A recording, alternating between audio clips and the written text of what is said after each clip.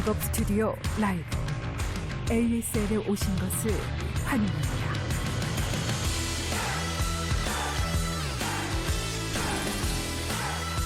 What's up, everybody? Welcome to another day here of ASL. We've managed to get another match in here. It's going to be Action versus Light. We're still getting the schedule kind of moved around here. Basically, in Korea, in like the entire world, we're at the height of the pandemic here. Yeah. So players are getting sick. We're having to move days around, but this recording was done. We're ready to do it, and hopefully the rest of these matches are going to get played soon. Yeah, that's right. Obviously, the first match in the round of 8 was supposed to be Seoulki versus Rain. Seoulki got coronavirus and had to have that delayed by a week. It was supposed to be the same day as this match, but unfortunately now Rain has coronavirus. So that's been moved back once again. No one's getting disqualified, so that's good at least, right? We're still going to get the match. Got to wait till they're healthy, though.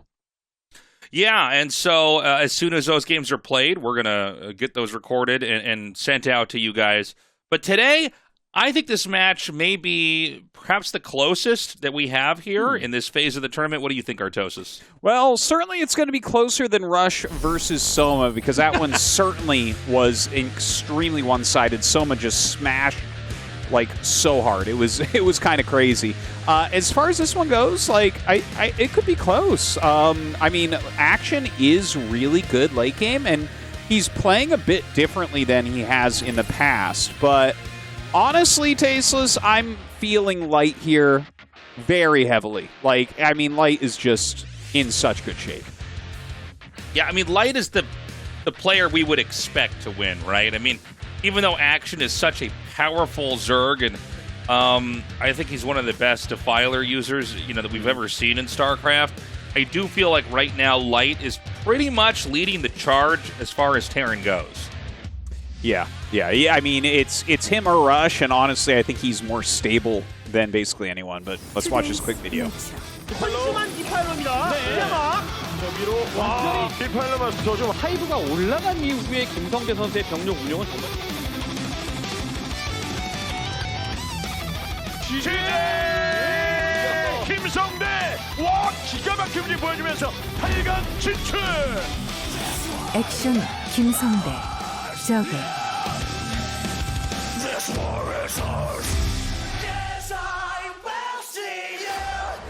스캔 한방 있네요. 디파일러가 나와도 로커 그룹 A 4강급이다라고 생각이 될 정도로 정말 이 센스가 그리고 세기 박아버리죠. 역경을 이겨내면서 8강계를 잡습니다. 라이트 이재호 테란 ASL Season13 8강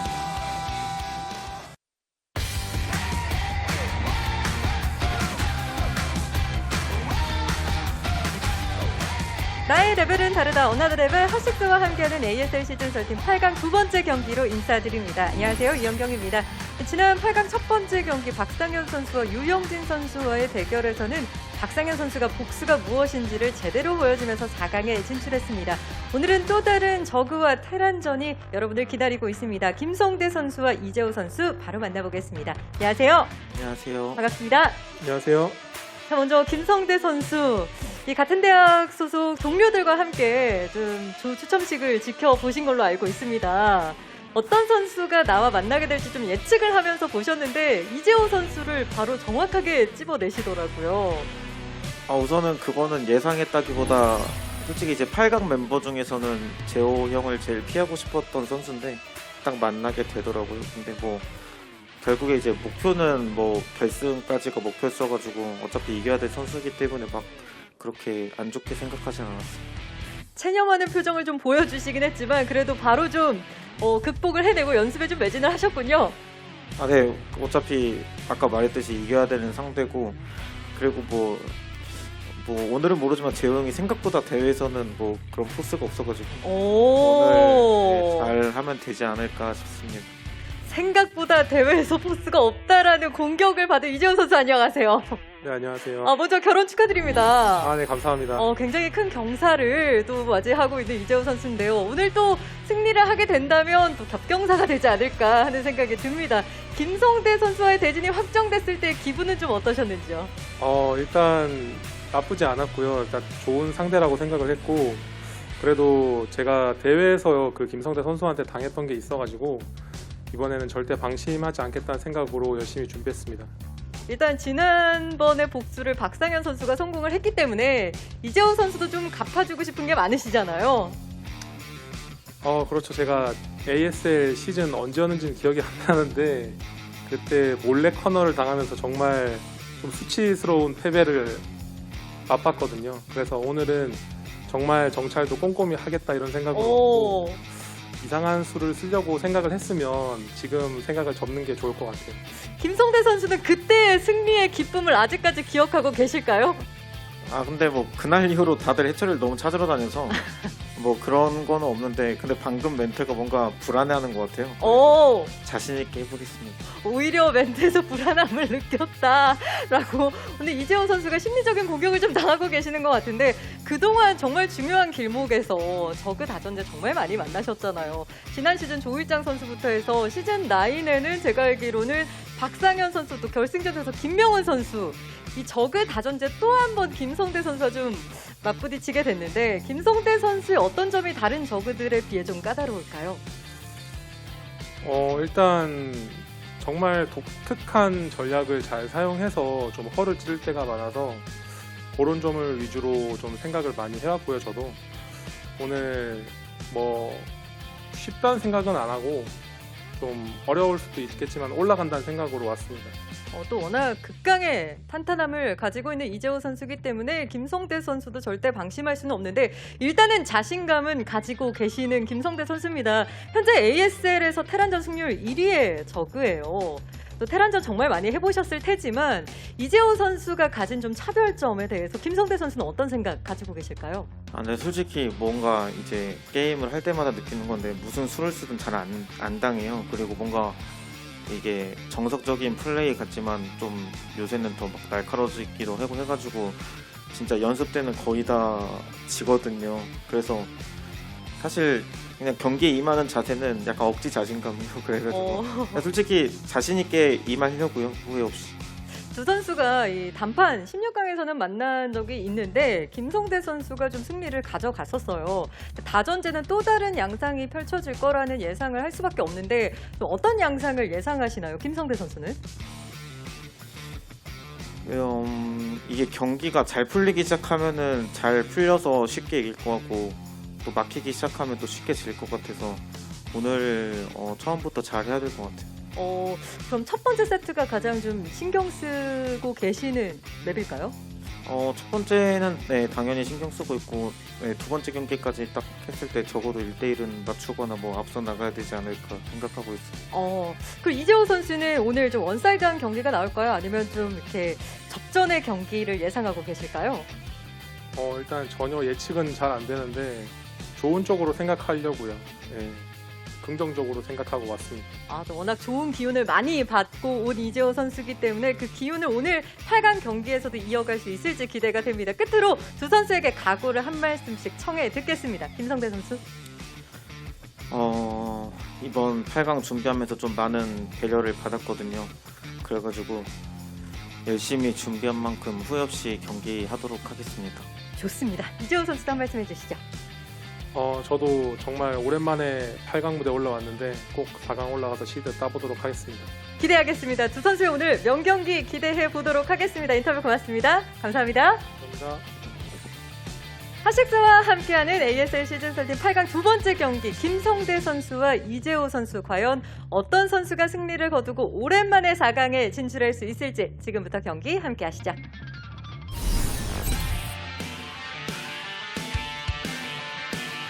All right, well, that does it for the interviews. We're going to be going into this best of 5, starting things out on Revolver. Yeah, followed by Allegro, Eclipse, Metaverse, and Butter. Oh, that's really interesting that Eclipse is a pick from Action there.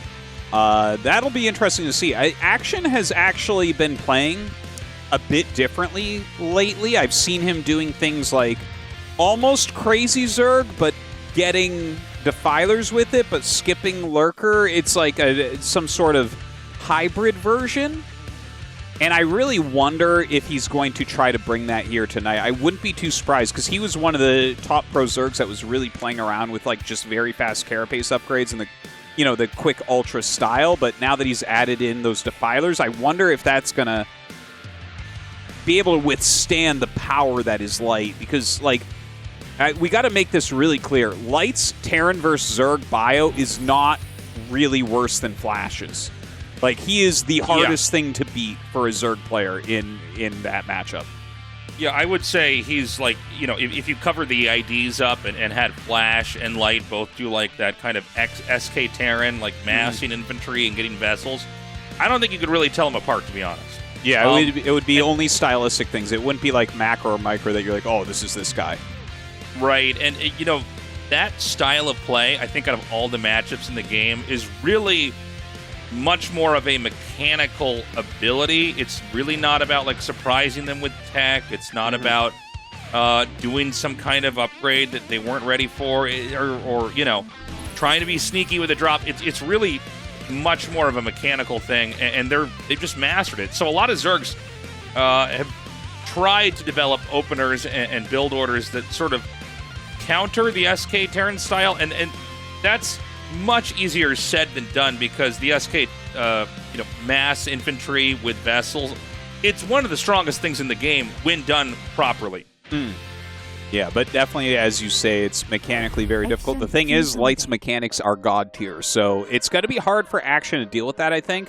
Not that Action is bad at this matchup. In fact, you can see his win rate is absolutely ludicrous, 63%. That's actually crazy, considering Action is steadily a round of 8 player. So like, this guy is just a killer in the match, but I hadn't realized it was that good of a percentage. But yeah, he's quite strong in the matchup, but like, he doesn't feel like a championship caliber player yet, if that makes sense. No, I get what you're saying. I mean, there's something. It's hard for me to put my finger on, but there's something that like Queen had a little while back that I don't feel like Action has quite gotten there. And I don't know if it's the openers he's trying to pull off in all these best of fives, because we regularly see Action in the top 8, right? Mm-hmm. But we don't have him winning ASLs, and I do think that there's, I know he's not a Zerg player, but to take somebody like Rain, who seems to have really good build order selections pregame, maybe that's it. I don't know. What do you think? Yeah, I don't know. It is hard to quantify exactly, but it feels like he's missing just a little tiny bit of killer instinct. There's like this certain thing that you see from like Queen or Soma or some of these other guys where like when they get an edge, suddenly everything is wrong for their opponent, right? Whereas Action, like, he stays toe-to-toe against everyone, then he loses or he wins. You know? Whereas that's a good way to put it. The other guys like drive the knife in and turn it. Yeah, or even like a Soma, where like he just sees the opportunity and completely seizes it. The game ends, where it's like, yeah, I think that's a really good way that you articulated that, Artosis. I really want to echo that. Like, that is so true. Action is always going toe to toe, and then he maybe gets that 5% lead and closes it out, or he just gets 5% behind and dies out. But not always doing these plays to kind of end it outright. So let's see what happens here, versus Light. The thing about Light is it's hard to kill him with any kind of cheese, and it's, I think, even harder to kill him in just a straight-up mechanical, drawn-out TVZ. So this series should be an interesting one, and it looks like our game is now ready. Let's do this, guys. Game 1 in the best of 5 starts now.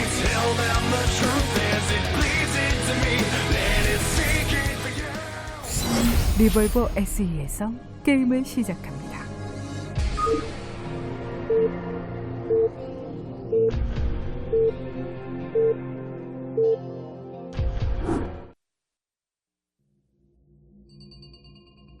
All right, in the top left of Revolver, we have Action.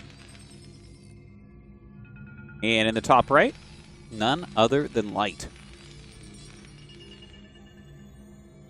Okay, so Revolver, this map has been pretty popular for crazy Zerg builds, and I'll go ahead and just describe that for anyone who doesn't understand. Crazy Zerg is, I didn't name it that, but it's basically, it's skipping Lurkers and Defilers. It's going from Mutalisks into very quick Carapace upgrades and going directly towards Ultralisks, which was super, super popular a few months ago and has a ridiculously high win rate, actually, but has fallen off a little bit.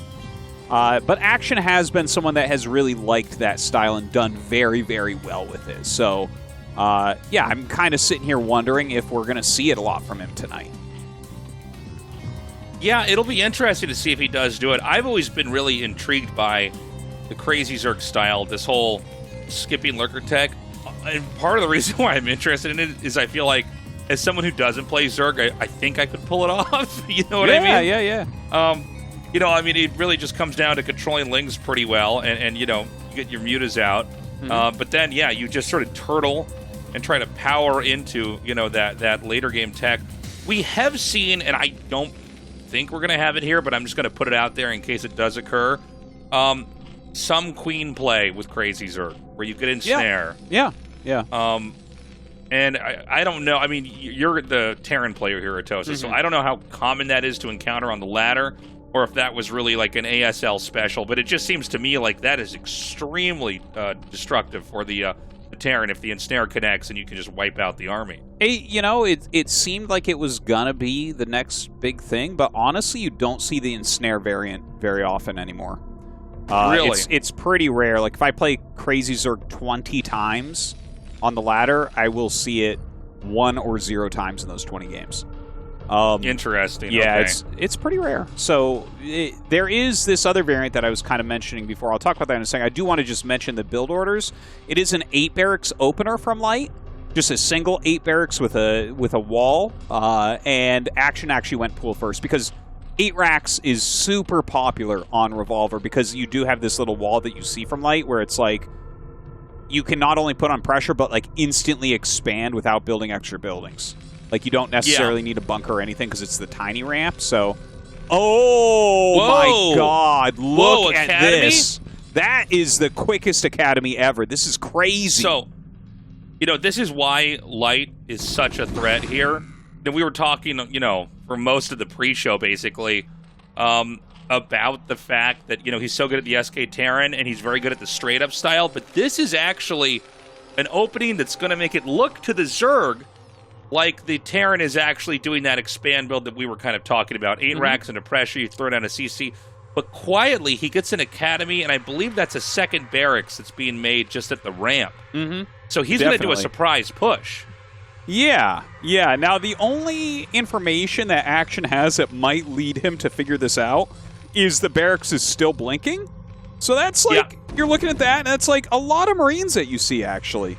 Why would someone make this many? When you have a wall like this, normally what you do is cut Marine production and tech up a little bit quicker. Like, you'll skip things. You'll add other things on power up. So there is something a little bit fishy, I think, from Action's point of view, but we'll see if he actually catches on to that or is able to counter it. But, I mean, from Light's position, in these spots, you can't get an Overlord over the ledge. You can't check for the command center. And by the way, something kind of funny to say. Now, the positioning is key to this, but the actual build order itself, if you just ignore the positions, is probably the oldest TVZ build since Brood War came out. Well, this was like how people played literally 23 years ago. Was 2 barracks in their main, get an academy, and then start moving around with Medic Marine. And that eventually became obsolete because all the Zerg has to do is make enough sunken colonies that they stop it, and that's why nobody does it anymore. But setting it up to look like an expand build and then doing a surprise push, this is going to be a problem here for Action. The sunken colony's on its way. It finishes up. The Lings come in here first surround, and it looks like, you know, there's just enough damage, enough surface area that the Zerg wins the fight. The sunken colony, I think, keeps at least 100 HP. And keep in mind, it's already hard enough to move up a ramp with those eggs anyways. Yeah, that was a very solid hold there, but more fire bats popped out, and he is going down towards the third, so he should be able to knock out the third. But even knocking out the third, Action is still on 2 base against 1, which this isn't lights out for Action. Yeah, this is going to be tough. Lings can beat fire bats, but if the fire bats are not placed correctly, and see that fire bat sticking on the outside, it's not attacking. He basically has the perfect surface area where the Lings can't surround. Yeah, he placed everything perfect there. Like, you can't attack that, basically. It's like this weird triforce of fire bats. You set them up in that position, and then the Lings will all melt because of the way that the splash damage spreads. Yeah, and very well done there by Light, but Action made like a lot of Zerglings here, so it looks like he wants to go all in. But there was an SCV in front of the Marines on the ramp. Now the SCV has been pulled back. He has a medic out in the front there, so that is incredibly hard to break. And with the amount of Lings that Action made, I actually now, I think Light is totally fine. I was actually a little bit nervous for him, because imagine if most of those Lings, like at least half were drones, Action's economy would be insane right now. Instead, he has all these Lings that, against 3 fire bats here and then a wall back at home, they don't actually do anything. Is there a chance Terran tries to push again, or is it better to just try to sit back and turtle? Well, if he figures out exactly how many Lings there are, which I think he has a decent idea, you just sit there because you're going to outscale Zerg 100%. Like, you'll hit a critical mass where the Lings aren't going to do anything to you anymore. And he's actually almost there with 3 fire bats. Like, he's very close to the point where these Lings just can't touch that army. So interesting. So, you know, I thought maybe the Terran would actually bust down the natural, but getting that third hatchery is pretty big. And there's a lot of momentum right now for Terran. I mean, they've massed up quite a bit. I think he wants to come out here and try to force some more sunken colonies. Yeah, in fact, he might even go up the other way and try to just bust in without going up the little tiny ramp. That makes a lot more sense. And, I mean, if you have 4 sunks, you're going to hold. But at least you're forcing all those sunks, right? Like, that's pretty expensive. The drone count is not that high because Action made so many Lings anyways. So this position keeps on getting better for Light. Yeah, getting these sunks forced out, it sucks for the Zerg, man. Because remember, guys, every drone has to turn into the building. So you are losing drones, and the Terran doesn't have to engage this. They go, okay, you made enough. All right, I'm out of here. And, you know, the Zerg is not constantly producing drones like a Terran or a Protoss are. The Zerg actually function way differently than Terran and Protoss, so they need to get a set number of drones and then start powering up elsewhere. So, again, another good play here by Light, just trying to keep that edge here. Yeah, now Action retakes the bottom left natural expansion, so that is his third base going up once again. These Lings continue to run around. There are some mutas popping out. Obviously, they're like a little bit slow. They're in the middle, kind of chasing around some of these units as well. But, yeah, I mean, Action, he has a long road back, but he does have an evolution chamber, so he shows us that he wants to go for crazy Zerg. He wants to focus on carapace upgrades, which, again, is a style that he's been utilizing a lot lately, so we're going to see if that works out for him. Yeah, back at home, it just doesn't seem like the Terran can really be touched here. You know, with the third base finishing up now for Action, you know, he's going to be back into this, and he's going to basically need to rely on counterattacks. Oh, there's that Queen's Nest, Tastosis. This is setting up to go straight into Hive now. Yeah, he's going to want to get up to that Ultralisk tech reasonably quickly here. You know, the +1 is not going to be super fast for Light or anything. He made a lot of units early on. The eBay comes later. So maybe Action will be all right as far as his upgrades compared to Light's. But his economy's not that big. Like, really, honestly, I look at this and I feel like this is totally fine for Light, especially with his scans going down. He's kind of figuring out what's going on. It's pretty clear Action's not going to get a lot of damage done.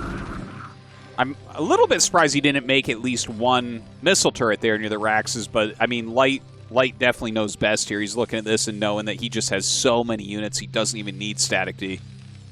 Yeah, like, it sounds funny, but, like, literally save the extra 75 minerals for, like, an earlier barracks. Like, yeah. You know, and I pretty much Light can't be, you know, toyed with it all here, and that's a pretty big deal because a lot of times Zerg will eke out a lot of damage and really drain the Terran's resources trying to recover. But instead, you know, it looks like Light's going to push out. He's still got enough back at home that if there's a counterattack, nothing can happen. We see that right here now. And he doesn't see a counterattack, although I think that may be coming in a second. But, yeah, I mean, Light's in very good shape, and now he's going to have this wrecking ball army, and he needs to try to find a target, and I think that target's probably going to be the new third base in the bottom left. Yeah, you might be right about that. And he could actually hit the critical mass to break all the Sunkens up at the top, too. Like, you eventually hit an amount of Remedic where Sunkens don't do that much anymore, but you see a ton of them being added by Action. And let's not forget, some of these upgrades are a little bit later. Like, in a normal game, you'd have +1 armor right now as Terran, and you're way more sunken proof at that point. But he doesn't have it, so... and look, yes! Ultralisk Cavern and Defiler Mount. So Action is using that new style that, honestly, I've seen it on the ladder, but the only... You know, Action's the only pro I've seen do this so far.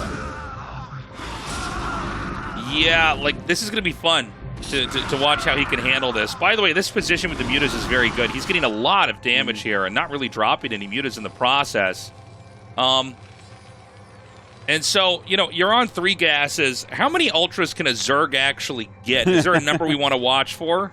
No, it's not really like that. It's more about, like, how much of your money is being spent on ultras. Like, if you, in a more even game, if you spend all of your gas after your initial mutas on ultras and you keep even on upgrades, so it's like +2 ultra carapace against +2 marine attack same time, then you have an army that, like, can fight against Terran.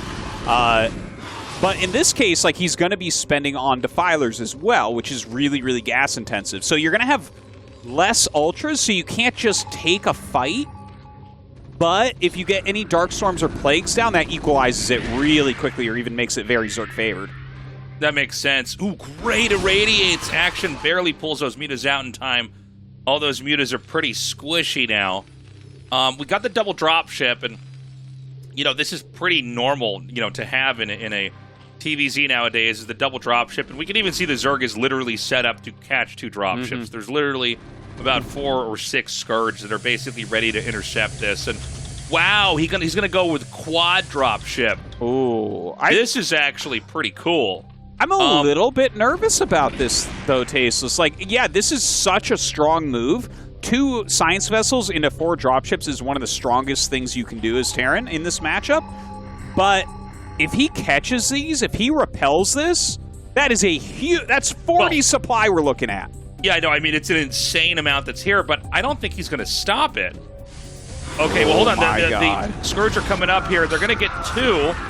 And I don't know if there's actually enough on the ground here to fight this. I feel like Lightwood might have wanted to be a little bit more careful with kind of turning those drop ships as they, you know, pulled away, because, you know, he's going to get almost nothing here. Maybe a drone or 2, but these ultras are just going to win this fight. And, I mean, this sucks right now for Light. I mean, like you were saying, Tastosis, that's 40 supply in those drop ships. Yeah, the net after that trade is -4 supply for Action and -20 supply for Light. So, yeah, it was quite a swing towards Action in a lot of ways. The thing is, drop ships lose a lot of value when you're playing against Ultra. Like, if Ultra is out, it's the easiest way to clean those up. Like, you need huge amounts of Marines to beat Ultras, and dropships just literally can't ferry enough to fight against him. Like, you see this? I mean, he's got decent upgrades and everything, but you can see that the Ultras just attack in, and that's it. It's just, you're losing extra units here, where this is all about critical mass for Terran right now, and he's not going to have that if he keeps spending dropships. It does seem like what the Terran wants to do is just get enough Medic Marines somewhere in either the top left main or the bottom left main. And if you just have enough that you could swing a fight, maybe you win the game. But yeah, with 3 Ultras there, you just can't unload enough in time, you know, before the Ultra is 2-shot down every Marine. Yeah, and you're on a little bit of a timer here as Terran, because he's on Defiler and Ultra. Like, normally, they'll be on Ultra, and you try to keep that critical mass, and you have to kind of keep enough pressure on that they can't go Defiler. In this case, Action is playing very defensively, very turtly, and eventually we're going to see him start plaguing and Darkstorming everywhere, and then he's got Ultra Ling to back that up, and it's just going to be incredibly hard to play against. You know, the counter to Ultras and the counter to Defilers are completely different. Against Defilers, you want, like, smaller groups, so you're more maneuverable against Darkstorm and Plague. Against Ultras, you need giant groups, where you have the critical mass to actually gun them down. So this is, like, Light still has the advantage right now, but I am a little bit nervous for him. Yeah, me too. I mean, it looks like he's okay, but Action seems to basically be untouchable right now. And this is an annoying thing. I know that there's a way that Zerg can play like this against Protoss where, they're camped at these 2 naturals, and you can't really do much at this point in time. It's a frustrating moment in the game here. Terran's taken the bottom right, and that's going to be the Terran's 3rd base. I feel like Terran should have another base, but maybe that's about to come here. Yeah, he probably will. Like, it's so important to get that base up, but we see that he's just going to stay on just straight up Vessel Marine Medic. And as you can see, okay, he's coming in and irradiating some of these Ultras, and yeah, see the problem here? The Dark Storm just makes him kind of sit there, and then it's like, okay, now we can attack, but this should all be buying enough time for action that he can get another Dark Storm down. Yeah, and you can see the Sunks, especially the row in the back, it's like perfectly placed where, there's more surface area for the sunken colonies and the rest of the Zerg units attacking, and the Marines can't really do anything. What? I think right now, do you see that science facility? That's Where? He just floated his buildings over the Niduses so that he can't send anything through. Oh my God. My head just exploded. That's my crazy. Head, wait. Literally floated a factory over one and a science facility over the other. You can't click sick. anything through. I've never seen this. Oh, I've never seen that. My God. I feel like this is why ASL is so sick, dude. I can't believe we're seeing something we've never seen. I mean, if we haven't seen it, man, we've been around for a long time. That's never occurred to me. I mean, I know that when you have a floating building that, you can cover up something and then they can't attack it. Like the classic one is an SCV on the ramp, but barracks is over it, and if you have a Marine behind it, the Zealots can't. They won't be able to attack the SCV. They'll default into attacking the Marine. That's what he's doing right there in the bottom right. But yeah, like that. Yeah, that we just had a shot of it. That's I've crazy. never seen it. I've never seen it overnightish though. Like my brain is like in overdrive right now. Like new wrinkles are forming. No, that's absolute I'm insanity. wrinkle braining. Yeah. No, that like. I mean, I watch like every single Terran game, and that is the very first time. But I was wondering, I was like, why isn't he throwing down a Darkstorm? It's because he couldn't send anything through the Niduses. Now the factory has died, and he made actually a secondary Nidus, which Light ran in and sniped.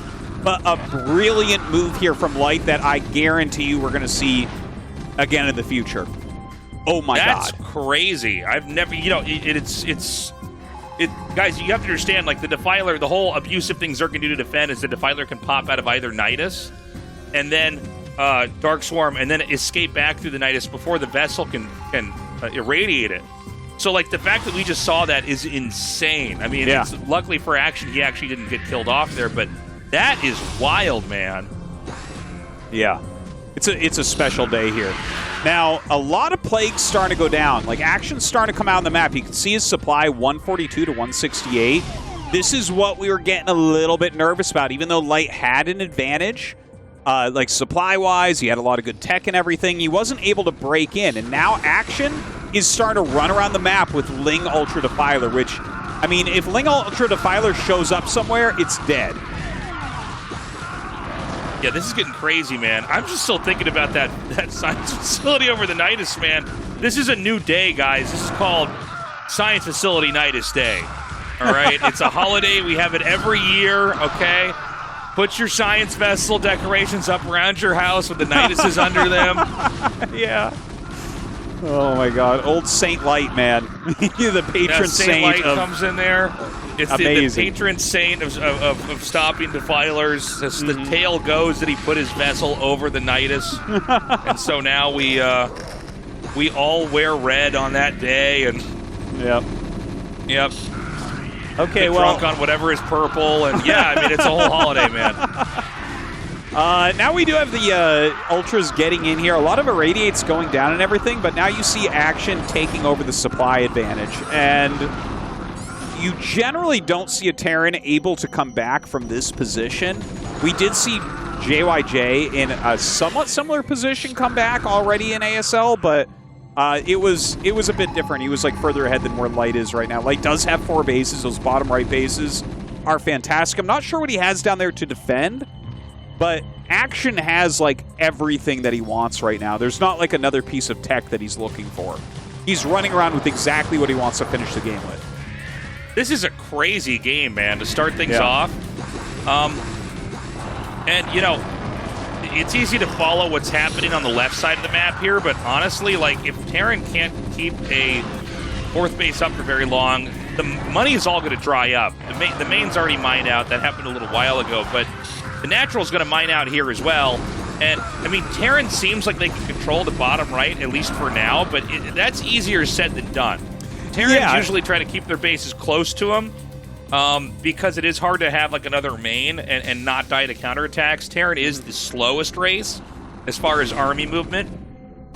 Yeah, that's certainly true. Now, Light he's still got a strong army in the center here, and about the bottom right, it's exactly that trick that you mentioned. I do want to point that out again to just show how cool Light is playing tonight. He has a floating eBay over a hold position SCV on the ramp with Marines behind, and when you're on Ling Ultra Defiler, you literally have no way to break that ramp.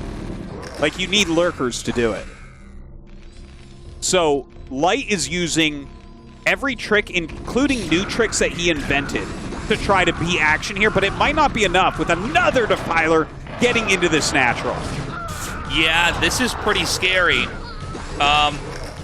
He is going to be coming in here, and I think, I mean, it's not over yet, but it could be the start of it being over here with the infrastructure getting destroyed, and I don't see any easy targets right now for Light moving here on the bottom.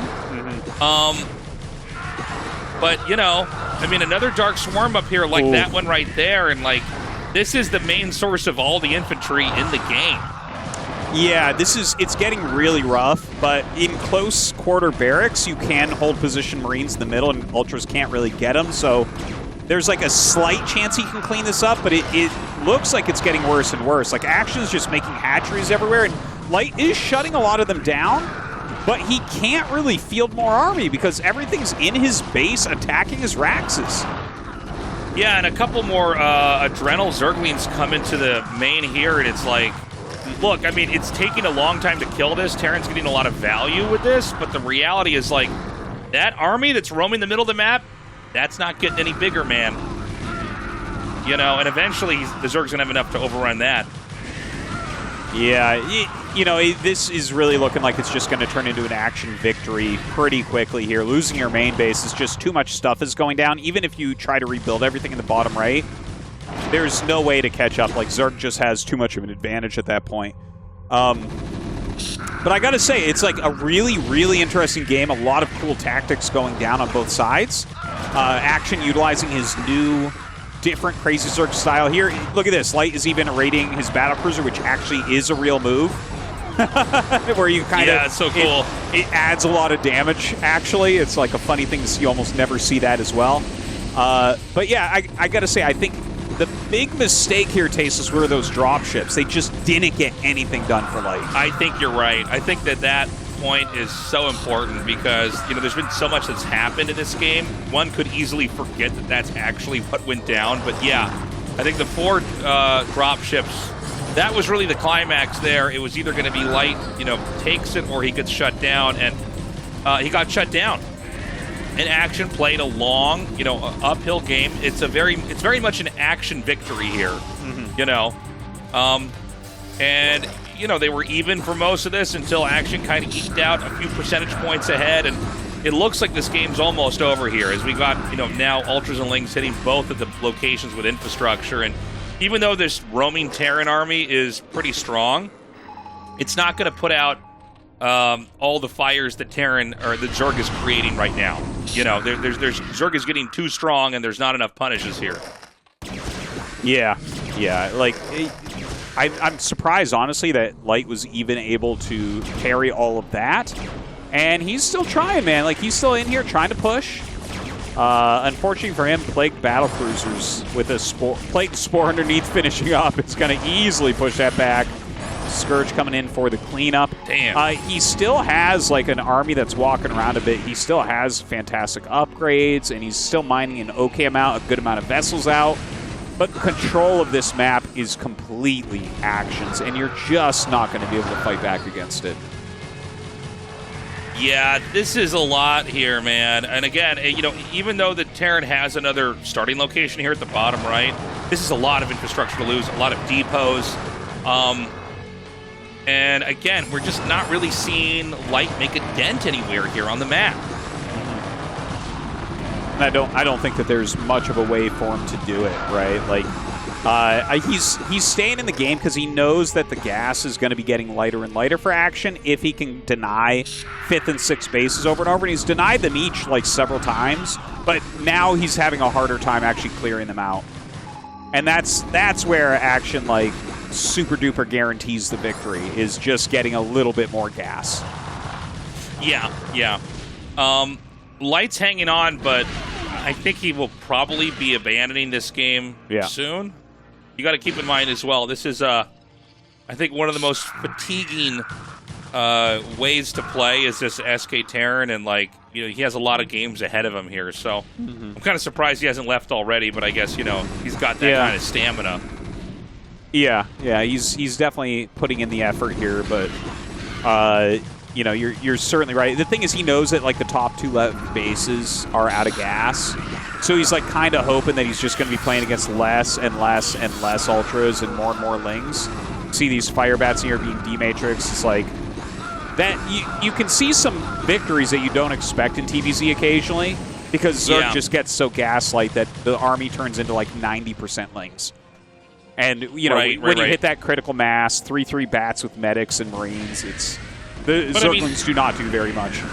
With the 2 extra bases, I don't think that's ever going to happen, right? I mean, he's got 2 new bases from the 4, so he has basically, actually, literally the same amount of gas that he would have had before. Yeah, exactly. So I guess in fact, a little even bit more because he's got geysers. Those 2 bases count as half a base right now. So right. And so the top right position's gone. This makes defending a little bit less taxing for Light, but I mean, positionally, this is like a 1-9 matchup here. I mean, Zerg pretty much can't lose this. That doesn't mean that Zerg will easily be able to wipe the natural, which really at this point in time is probably the most important base to try to hit here. Much more so than the main, because the main's going to mine out eventually here too. But, I mean, the map is Action's right now, and it's very clear that it is his because he's expanded literally everywhere that's not, you know, really in the Terran's turf. Yeah, and Action can take like every base on the map, and you actually see him starting to do that, throwing down hatcheries at 3, at 9. He's taking that base that's supposed to be the 3rd base for Light. There's just, I mean, he's going to force his way in. At this point, he's probably, this is the ladder game. This is where you type Naga, you know? Yeah, I think he needs to Naga here in a second, because this is rough, man. He is going to try to force his base down here, the 3rd base for the bottom right location. I don't know that he's going to be able to withstand the amount of lings that are going to be coming here soon. Yeah, fire bats and bunkers can do a pretty reasonable job, but plagues continuing to go down. Yeah, that'll eventually burn down that bunker. Yeah. I mean, you gotta give Light credit where it's due. Like, he's lost his main base and stuff. He's still walking around with like 90 supply here, trying to make something happen on a new base. Yeah, this is probably going to be too much here at the natural. I mean, again, the Dark Swarms just keep coming down here. I'm kind of blown away that Light is still fighting in this game, guys. I don't know what to say. Yeah, well, he's just still here in this game. It seems like, I don't know, like, I don't know exactly his mentality or something, but it's like he knows that he cannot win. Is he trying to do it to make, like, to screw with Action, maybe? Like, I mean, you want to do anything that you think can help your position or hinder your opponents. So, like, you know, maybe Action starts to get sloppy or something because he's just like, God. Okay. GG. Probably one of the latest GGs we've seen here in ASL. Yeah. I was like, all right, what now? Are you going to float your buildings to the corner? I mean, how long are we going to do this for? All right, so Action wins game 1. It was an impressive set. I think what you said, Tastosis, is extremely important. That really did come down to the 4 drop ships trying to kind of do the surprise assault on the main. Get enough infantry there that you don't have to worry about the sunken colonies of the natural, because now you're just fighting the ultras in the main.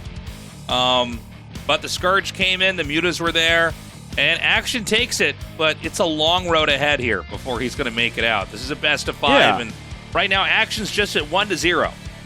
Yeah, honestly, I think that Light had some amazing tactics there and everything, but dropships aren't good against ultras, unfortunately. Yeah, and I guess they're going to go ahead and show that replay here. Guys, we'll be back shortly here with game number 2.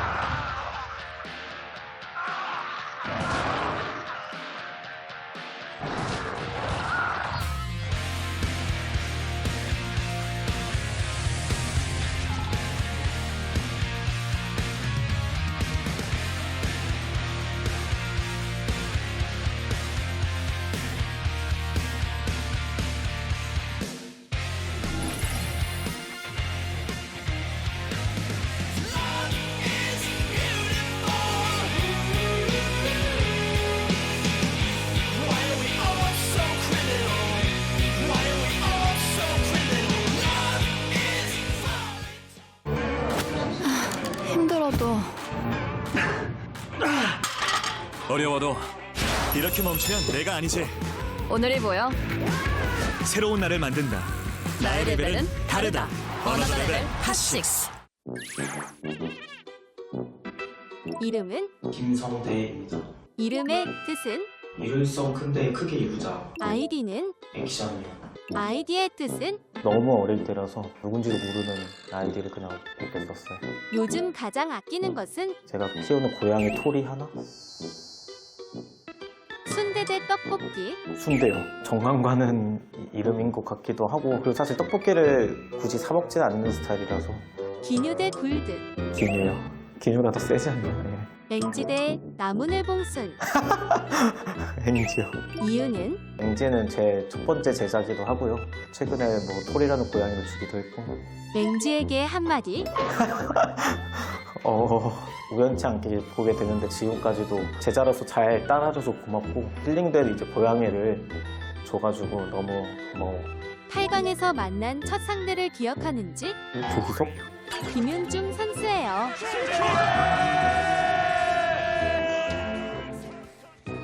이번에 복수했네요. 솔직히 말하면 그때도 제가 좀 제대로 했으면 이길 수 있었을 텐데, 그때 느꼈거든요. 민중이 형 그냥 하던 대로 하면 되는구나. 그래가지고 오늘 잘했습니다. 다전제에서 프로토스전 성적은? 다뤘던 걸로 기억하는데. 8강에서 프로토스를 만나고 싶다고 했는데 네, 남은 투수 중에 제일 센 태경 형이나 재욱이 형 만나봤으면 좋겠어요. 프로토스전 승률을 올릴 자신이 있는지? 한 50%까지는 맞추고 싶은데 차이가 많이 나요. 14승 20패예요. 오, 그러면은 한 45%까지는 끌어올릴 수 있지 않을까. 승률이 제일 높은 종족전은? 저그전이 제일 괜찮았던 것 같아요. 테란전이에요. 오, 네. 저그전이라고 생각한 이유는? 테란전 좀 자신이 없다 보니까 많이 진 줄 알았거든요. 생각보다 많이 이긴 것 같아요. 마지막으로 8강의 각오는? 이번에 좀 조가 쉽다고 해서 저희가 8강 갔을 때 이제 좀 시시하지 않을까 걱정하시는 분들이 많더라고요. 뭐 그런 거 걱정 안 하게끔 제가 8강에서 준비 열심히 해가지고 정말 좋은 경기력 보여드리도록 하겠습니다. 이름은? 이재호입니다. 이름의 뜻은? 재상제 하늘 호자 해가지고 하늘의 재상이라는 뜻 같아요. 아이디는? 아이디는 라이트입니다. 그렇게 지은 이유가 있나요? 그냥 영어 사전 보고 L로 시작하는 단어 아무거나 골랐습니다. 그게 이뻐 보였거든요, 어렸을 때. 단단한 플레이 대 호쾌한 플레이. 단단한 플레이, 잘하는 플레이 대 재밌는 플레이. 재밌는 플레이. 이유는? 잘하는 플레이는 좀 많이 해봐서 요즘에는 재밌는 플레이를 좀 선호합니다. 아제오 대 빡제오. 빡제호예요. 이유는? 들으니까 킹받길래 뭔가 느낌이 가서. 슈퍼컴퓨터 대 슈퍼테란. 슈퍼컴퓨터가 난 것 같아요. 이유는? 슈퍼테라는 뭔가 너무 평범해 보이고 슈퍼컴퓨터는 뭔가 엄청 좋은 느낌이 나지 않나요? 빨강색 대 검정색. 빨간색. 이제는 좀 시그니처 컬러가 된 것 같아서 빨간색을 선호하고 있습니다. 처음 본선에 올라왔던 시즌은 김정우 선수랑 했던 시즌 같아요. 몇 시즌인지 모르겠는데 처음에 올라왔을 때 엄청 떨렸었고요. 그때 막 이겼을 때 기분이 되게 좋았던 것 같아요. 지금까지 본선 진출 횟수는 한 번도 못 온 적이 없는 것 같은데요? 12번 연속 진출이에요. 지금까지 총 경기 수는 한 100게임은 하지 않았을까요? 92경기예요. 이 많은 경기 중에 기억에 남는 경기는 제가 처음 올라왔을 때인 것 같은데 김정우 선수랑 했던 태풍의 눈이라는 맵에서 했던 경기가 좀 기억에 남아요. 저는 이제 군대를 전역하고 얼마 안 됐었고 김정우 선수는 계속 활동을 하고 있었기 때문에 김정우 선수가 올라갈 거란 여론이 우세적이었거든요. 근데 그걸 좀 뒤집었던 게 좀 기억에 많이 남는 것 같아요. 마지막으로 8강의 각오는 8강도 쉽지 않겠지만 잘 준비해가지고 4강 결승까지 또 가서 우승을 한번 해보도록 하겠습니다. ASL Season13 Unlimited. What's up, everybody? We're back, and it's time to get on into Game 2 here in this best of 5. Honestly, man, I'm kind of wiggly. I'm kind of excited. That first game, I mean, look, I'm a Protoss player, so I'm always a little bit more interested in, like, how does Protoss beat whatever race they're against? But, like, that was a cool first match. And I really, really like that science facility floating over the Nidus. Yes. I have never seen that. Never. I don't Never. think I've seen that in a pro match, or if it happened, it wasn't one that we were at. Dude, look, I mean, all I do with my life is study Terran, and I've never seen that, and it's amazing. It was a great move, and he had already reduced the Mutalisk count to basically nothing, so it takes a long time to kill that, especially as someone who doesn't have a Hydralisk den. Like, what the hell are you going to make to kill that? Yeah. You have to make, like, a Spore next to it. So it gives you a big window. That was super cool, but still action-able to take game 1. We're going to go to map number 2 on Allegro. As it pleases to me that it's seeking for you. Tell them the story, tell them the truth. As it pleases to me that it's seeking for you. 알레그로에서 게임을 시작합니다.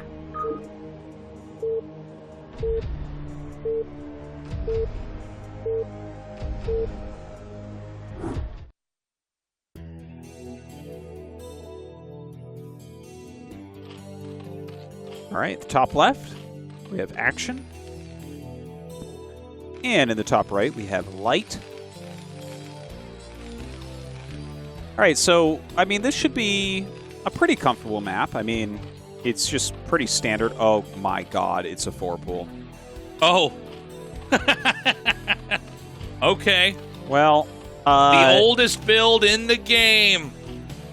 yeah, it actually is. It was a lot I better love this back at a then, freaking though. With TV. the, Look at this map data. It's like, well, on Allegro, it's 1-1. I'm like, all Yeah. right, thank you for the 2 games we've had on this map. That's very helpful. So, oh, he wins. I mean- Look at that. Light is going to wall in. That was the big question for the 4-pool. Oh, my God. He's going center racks? Well, tasteless. well, But it's an 8 racks. If he... You know what?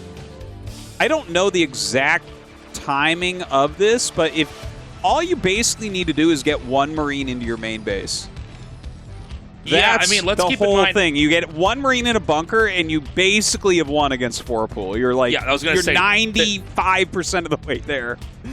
If you get the bunker up, the problem is with the barracks out here, the Marine can't get in, and StarCraft 1 buildings float a lot slower than StarCraft 2 buildings, so like the amount of time it takes to move the barracks back there, too long. So let's see how this goes. It's funny to me that even to this day, the 4-pool is still viable. Yeah, It's a build that you're looking to catch, like a walling Terran, basically, at the natural. That's like the main way. But look, I think the timing works out where you can get a 1 Marine back, because this SCV will run into the Lings. Light's going to see this. Turns the SCV around. Yeah, and now he just starts a bunker. And that's like... Oh, is he going to make it there? Okay, I thought he would actually make it on top of the CC. Okay, But- so you and I think alike, Artosis. I thought the same thing. I thought you put that on top of the command center. Well, either way, like, as soon as you have the bunker, you just float the command center in. I mean, the racks in. And the thing is, like, slow lings against this are going to have such a terrible time. Light Is there should any win possibility this. that you just YOLO on the bunker if he's not ready? You can kill it if you have enough lings? Oh, yeah. But, I mean, you'll be ready because you're playing against a 4-pool, and they're so all in that, like, the only thing you see players do in this position is continue to make lings. It's unbelievably rare to see anyone try to do anything else because look at his drone count, Tastosis. He's got no economy. And look, Light is actually overdoing it. Honestly, he doesn't even need that many there. But, yeah, he's going to fight, and he's going to lose a hell of a lot of his SCVs here. But that's okay because he's still going to have a way better economy. Yeah, not a bad idea to try to come on these SCVs and kill off as many as you can. But, I mean, look, it's a very straightforward game, and you got to appreciate the fact that you only have 4 workers in Brood War.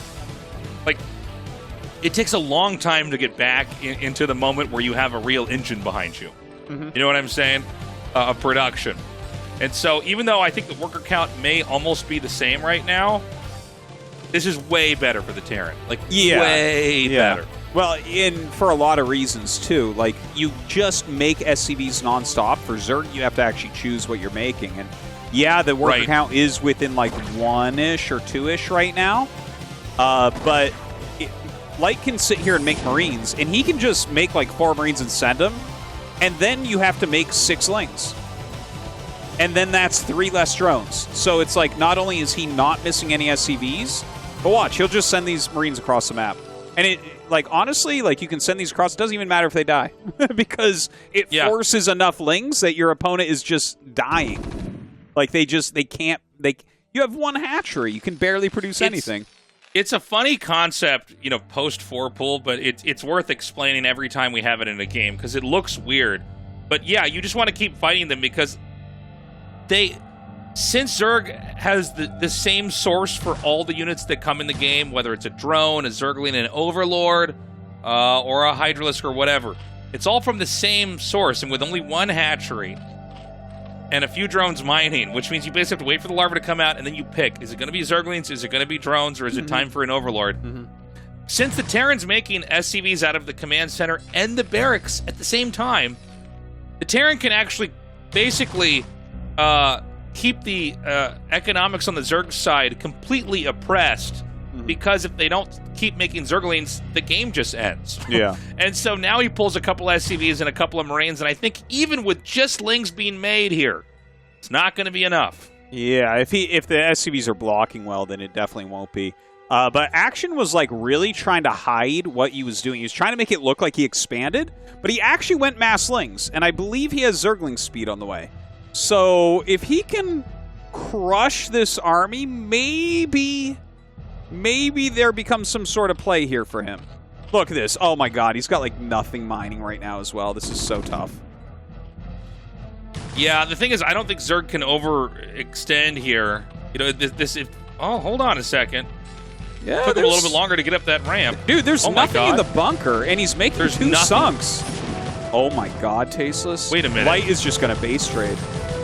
He's got 700 minerals, by the way.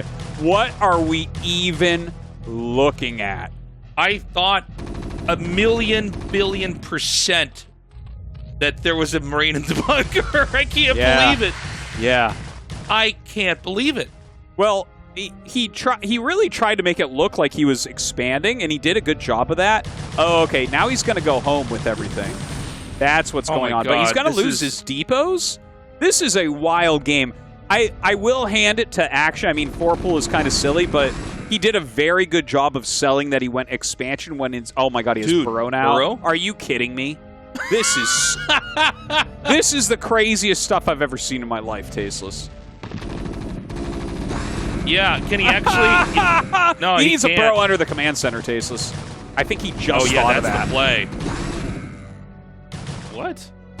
Yeah, I don't know what that was. I don't know what that was. It was that like must a have been Adam hockey Burrow. mistake. Yeah, maybe. Okay, I think now the game is over. But you know what? Oh my Action was God. like he was clever. He was clever with that.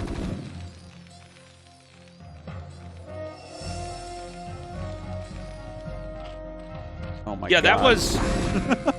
that was one of the weirdest moments I've ever casted. Yeah. Like yeah. for a little bit there, it almost looked like a StarCraft 2, like he's pulling the boys, but like pulling the boys in StarCraft 1 isn't actually that good. So, no. like, I'm like, no, I think I've seen this story before. I think 2 sunken colonies can kill all this. So now he's going to go into what I believe is one hatch lurker. Yeah, you're probably right, but I mean, he could try Muta, I guess. I don't know. At this point, I mean, here's the thing. You're One so hatch lurker. behind. Like, you're in such bad shape. Yeah, okay, you just GG's. Okay, he taps out. That makes sense. Dude, when there was no Marines in the bunker, let me tell you something, man. Light, he's angry right now. Look at that. Well, I mean, it's like not when the you game that you want to bring to the ASL. Dude, you get 4-pooled and, like, they fake expand and run lings around. Because 4-pool is, like, whatever they do as a follow-up is also all in. Like, they have to trick you in every single way to have a chance to win after you get the bunker up. So it's kind of funny because, like, Light kept his cool and he won, but action shows that he is willing to do anything tasteless. Yeah, well, he will sell his grandma's TV to win this match, okay? This is... He'll sell grandma's jewelry just to take a game in a best of 5. Absolutely he will. There's no question there. Yeah, this right, was... well, this is... Okay, let's see what actually went wrong here. Because I think you're right. I think there was a hotkey error. Because it was weird. He, like, lost a lot of extra stuff. But this was beautiful micro here from Light. Okay, so he re-burrowed, and now we're going to watch this. It would have been better if he just didn't unburrow at all, to be honest, and just keep that hidden. 100%, yeah. And he should have gotten a burrow under the command center. That would have been amazing. If you burrowed, like, 2 lings around where the command center is supposed to land, Light would have had a really long-distance mine, which would have been, like, the funniest thing we ever would have seen in ASL. So I'm sad that opportunity was missed, but hey, it's tied up 1-1. In a better universe, in a different timeline, that's what we're casting still right now, Tastosis. But hey, that was still a fun one. Light has won. We're tied up 1-1. Short commercial break, and then we'll be right back.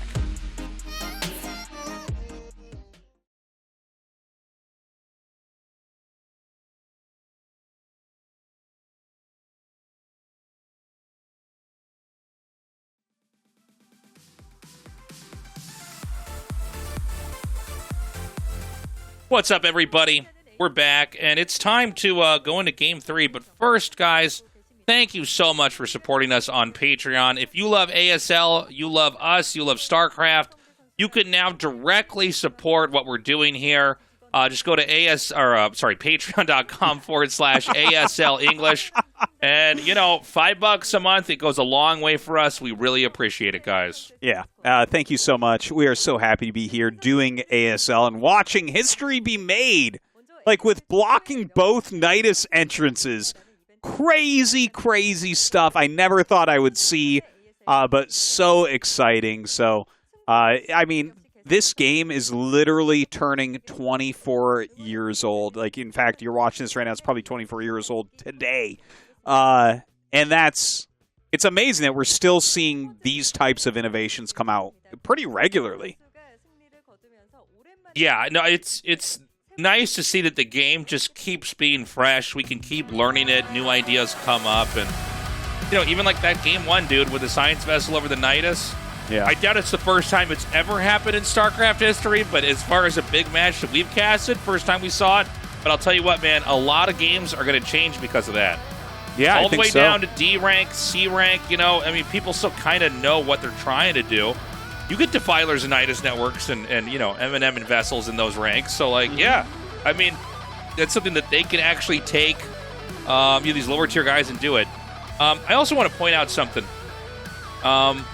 Maybe I should wait until we actually start the game, but basically what I want to say is, like, that 4-pull game, that shows you why that's more of a best of 5 build than a just ladder build. Yeah. If that makes sense. Command center first, or 4-pull, those are very much best of 5 builds because, you know, people do try to cut corners, and I think Action was basically hoping for either a wall-in on the low ground or a CC first. He almost won anyways. Yeah. But, yeah, man, we're tied up 1-1. Action, I want to see what build he's going to come in here now. I can't imagine we have another 4-pull here. No. But if I'm light right now, I'd be very tempted to do a CC first in one of these games. That's craziness. All All right, we're going to get into Eclipse now, guys. Action's map choice. Let's see if he can make it 2 wins. Tell them the story, tell them the truth as it bleeds into me. 이클립스에서 게임을 시작합니다.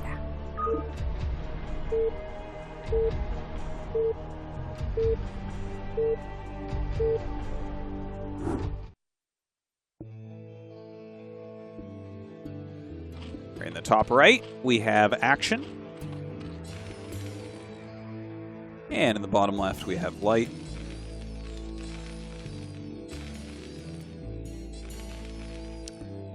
All right, so, I mean, as far as spawns, maybe slightly better for Action. That the bottom left natural, a little bit harder to defend your SCVs, but not a huge deal. One thing I thought was kind of cool is seeing Action choosing this map. You know, he got first and third map choice, if I'm recalling correctly, and that's cool because at first we thought Eclipse was Terran favored, and then Zerg's kind of equalized it, and I've seen a lot of people say they just think it's pretty even, like a pretty good map for the matchup. But Action clearly likes it, and I think it's because it fits the fast carapace styles pretty darn well, and we've definitely seen him do that here a lot. Yeah, it makes sense. This time we're going to have the depot here onto the low ground. So, you know, this is the kind of build, if I understand what the Zerg's thinking is, this is the kind of build that the 4-pull would have wanted to encounter. Is that correct? Yeah. If you go 4-pull against a wall, you can sometimes just kill it straight up. In fact, most of the 4-pull wins that we've seen have been against walls. If there's barracks to the main base, it's almost impossible. Because you can just bring, like, 10 SCVs to the ramp and just buy time till your Marines out. And the Lings, like, can't get through. They can kill a bunch of SCVs, but it just buys you a bunch of time here. Like, if it's down there, they can kill depots, they can surround the Marine, they can block it from going up the ramp. It gives them a lot more action. I think that is what he was looking for, because Allegro is a map where you see a decent amount of walls made. And, of course, this is another one, too. So maybe he thought even from that he could, you know, condition Light to not go wall here, but you see Light, he's not afraid. He throws his wall down, no issues, no problem, because it is very strong on Eclipse. And, you know, this is a map where there's really not a lot of expansions. But I am interested in seeing, you know, how big is this game going to go, because this is one where you could start to run out of spots to take on the map here. If the game goes on for too long, I feel like it can be manageable for the Zerg. If the Zerg can get the bottom right bases, is that correct? Oh, yeah. Yeah, I mean, I think the map is pretty decent, but generally here, if it's SK Terran, it just revolves around denying the fourth base as long as is humanly possible. Okay. But, you know, I think that's a big part of why a lot of Zergs like to go Crazy Zerg here. It's the most popular map for Crazy Zerg by far, because the fourth base is a bit hard to get. And with those carapace upgrades, you make your Zerglings more valuable. You know, you get all those macro hatches in the main base. And the fourth gas is not as critical to you with that strategy as it is with, like, a standard Defiler Lurker build. So, by the way, that Overlord lived pretty big, because that Marine was, you know, sent out to try to actually catch that and get the kill. So Action's going to keep that alive. We've got the layer now. Excuse me. We've got the layer coming in here. And this looks like it's going to be a setup for 2-hatch Muta. I don't think we're going to see a den or anything weird like that thrown down here. Yeah, not too likely. The Marines are making their way across the map since they were able to parry the Overlord to the side. There's no actual intel for Action. So he might be in a little bit of trouble here. Like, you could, if there aren't any Lings in any of those eggs, this is going to be problematic. Okay, the Marines are coming up here. He's going to pull the drones. One drone gets sniped. That's fantastic. Okay, I think he'll go behind the minerals, but let's see. He's just saying, okay, there's nothing in those eggs. So he goes up and fights. Oh, that step to the north beautiful micro here from Light. Just ridiculous. Oh, and action dude. is... Oh, my God. This may be just over now. I mean, that's a Dude, lot yeah. of kills. I'm not saying that, the Zerg will die outright, but, like, you lose that many drones early on? Oh, man. You're not beating Light from this position. That's too many I drones. don't feel like it. No, and here's the funny thing, too. Like, Action actually has the highest Zerg versus Terran win rate in ASL. And I was going to be like, not even Queen could beat him from here. And it's like, not even Action can beat him from here, man, I guess is what I should be saying. But, yeah, you can't lose that many drones. And this is not a rush build. This is just a standard expansion, fast command center, and he just, like, used these Marines that don't matter at all and ruined your economy. This could not be worse for Action. This is a dumpster fire of an early game here. And, I mean, let's see what he can do, but there isn't much strategy or mind game stuff that Light has to do, to be totally honest. Like, from this position, basically, all you need to do is, like, not miss any depots and get the buildings that you need, and you should be able to just kill the Zerg in a little bit. If your turrets are in time, that's like the nail in the coffin for Zerg, because they have to drone. So, like, if you're just producing and you're not taking damage from the mutas, the amount of pressure you're going to start to apply as your Marine Ball grows is going to be ridiculous.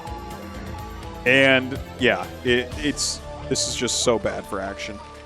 Light is even going up to 4 racks, so he's going to, like, really, really, really apply pressure. That will slow his tech a little bit, but honestly, I don't think it's even going to slow it that much. Like, let's watch when he gets the factory up, because I think here for Action, like, he has to make mutas, and he has to fly them across the map, and he has to do something with them. But I think he has to figure something else out here. Like, does he take a third base and, like, super mega turtle with Defiler? Is that the way you try to come back? Do you try to come back with a Muta all-in? I don't think Muta all-in has much chance, but he has so many Lings, maybe that is the move. Yeah, I mean, it's a good question, right? We don't get to cast a lot of games where, something that catastrophic has happened that early on. And the Mutas, he's just going to go try to send these Lings right up here. Honestly, this is not a bad idea. Yeah. And I'm actually getting a little bit worried right now for Light. I can't believe he's actually pulling this off. Yeah, this is kind of crazy. The Speedlings got on top of everything, so did the Mutas, and now the Mutas going over to the Raxes. This is scary. This is dangerous. And Action is just rallying Lings down right now. I still think Light is going to hold this, though. Well, more and more Lings are coming here, and I think what's most important is, like, he just needs to kill this Marine before he can get into the bunker. Hold on a second. Can he kill this? All right, if he can kill the bunker, maybe. Well, there's a fireback coming back here. Well, there's more Lings coming now, too. You know what? Maybe Action does just kill him here. This is the craziest day of ASL. This is insane, dude. I mean, if there was only one way that you could pull that off, it would be that. To suicide the Mutas through with the Lings and basically get enough damage over the barracks that when the Marines come out, they get killed off and maybe just win. And this bunker is the only thing keeping Terran in the game, but I got to point out, the bunker, it's not an easy-to-repair spot. No. But Action is he's gonna actually expand from here because I don't think you can finish Light. And the thing is, Light is gonna have +1 range, stim, 4 barracks production. Speedlings does not beat that. Like, he is still gonna reach critical mass even on 1 base economy. He will still reach an army that can't really be stopped. So where does Action go? Does Action go like mass Muta at this point and just count on there being no splash damage? I mean, I'm not entirely sure, but yeah, see, he's going to come in once again, but you can see the Marine Medic is starting to trade really well here. This shows that even with that attack that Action did, it's like, well, I mean, this is how far ahead Light was, that he could lose all of that, all of his units, all the SCVs at his natural, and he's still fine.